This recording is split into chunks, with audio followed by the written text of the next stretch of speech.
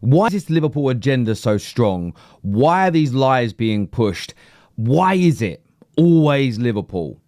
That's all I see at the moment. Genuinely, it's all I see. Now, I'm a rival of Liverpool. I'm a Man United fan. I think your biggest and most bitter rivals, not just the locality and the rivalry between the cities. And obviously, I know that Evertonians and Liverpudlians have their own rivalry, but there's also a brotherhood amongst you as well. There are certain times where you all come together. Man United, Liverpool, there is a city versus city rivalry that goes way back into history to do with docking. It has nothing to do with football. There's also a competitive element.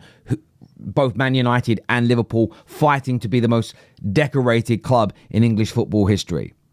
But me, as a United fan, I still can't push this agenda. I can't do it. There's something about it that feels off, that feels messy, that feels murky. Now, I want to play you something Moyes has said, plus some snippets from other people that I think, personally, I think is utterly ridiculous, and it's just a way to try and diminish and play down how good Liverpool Football Club are at this particular moment in time. Let's take a little listen.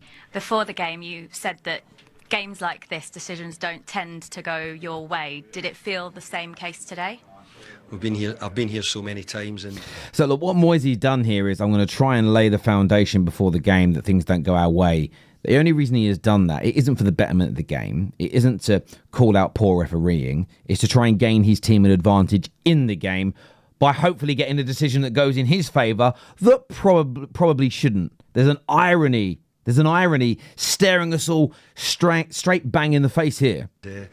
I don't want to sound like an old fart who's coming on here all the time saying the same things, but I found it only 3 minutes amazing at the end of the second half. We wanted to play quite quickly. I've seen lots of teams score from quick free kicks, but today we couldn't do anything quickly.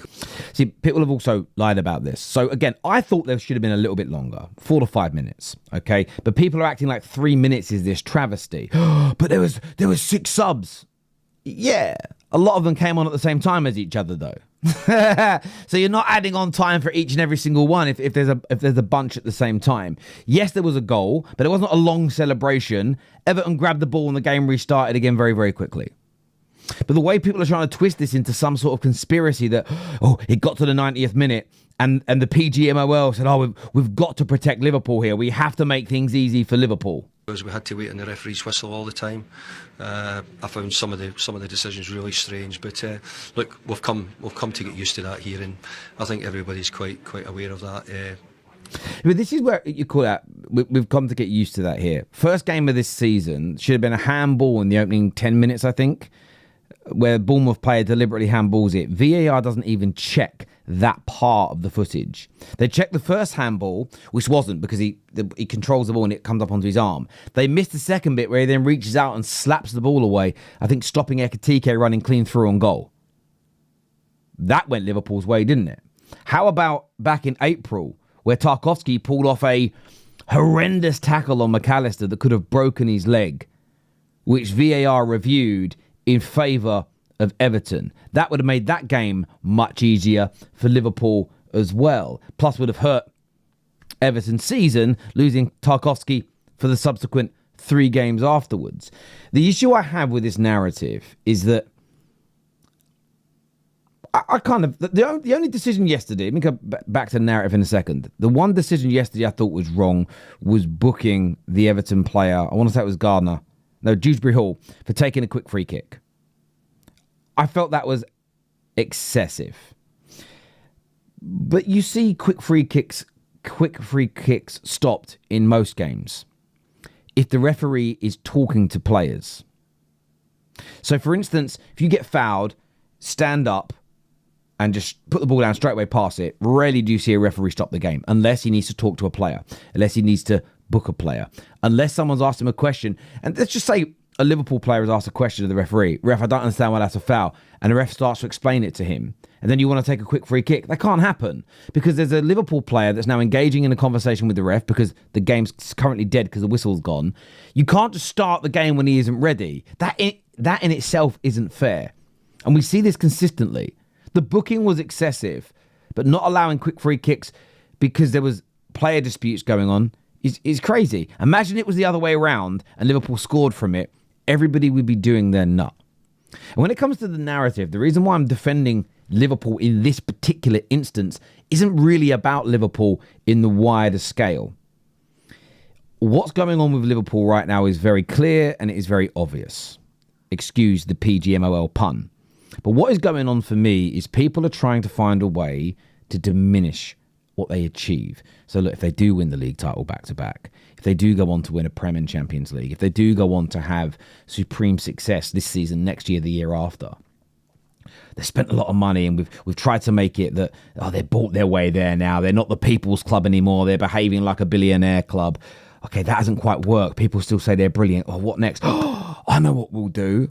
We'll do to Liverpool what we tried to do to Man United through the 90s and the noughties and the early 2010s, is we'll pretend that they're paying referees and that the refs are in their pockets and decisions don't go against them and they get all the time added on and it's unfair they score late in games and why weren't this happening, and we'll focus on all the negative things that don't go that go their way. Negative from our perspective, and we'll focus on all the things that don't go our way, and we'll create this narrative that they're protected and there's an agenda for them to win and they're paying off refs and there's brown envelopes going around everywhere. Let's get the hard drives, let's investigate them, let's do the 115 to Liverpool.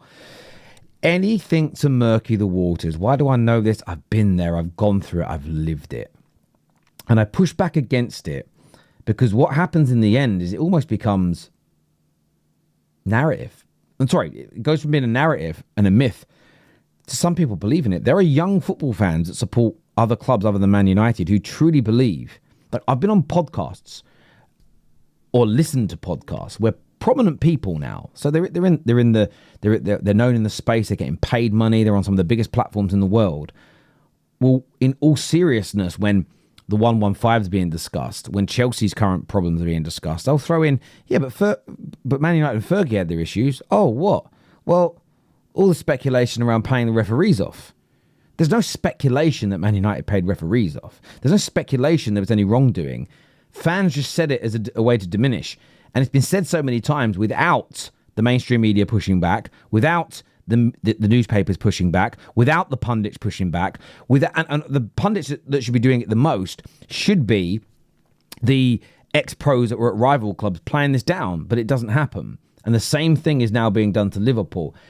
And I've got two choices as a football fan. I can go, what's good for the goose is good for the gander. Jump in, do it as well, but then that will validate. That's fine. I can try and diminish what Liverpool have done. I can try and play it down. But all that then does is validate the idea that my club may have been doing that or had that advantage, which diminishes my club's achievements. And that is far worse to me. So Liverpool getting full 100% praise for how good they are is fine because it means that I can maintain that for my football club. I wouldn't diminish my own club just so I can hurt somebody else's. That's a madness to me. That logic through life is crazy. Yes, Liverpool have had some decisions that have gone their way, no doubt about it. But all clubs get that. Throughout the course of the season, every team will get good for them.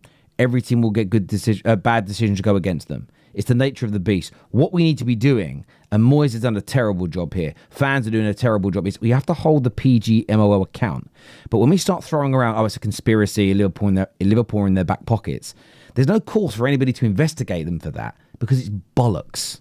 It's bullshit. It is BS, horse shit, crap, nonsense. Isn't really happening.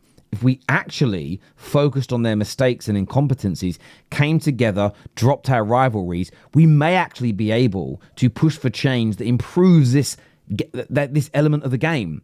But instead, we are so fixated on conspiracy theory, lizard people nonsense, tomfoolery, that they're going to keep getting away with murder. Do me a favour, please, people. Hit the like button if you could be so kind. Share this content across your social media platforms. But come on, stop killing the game.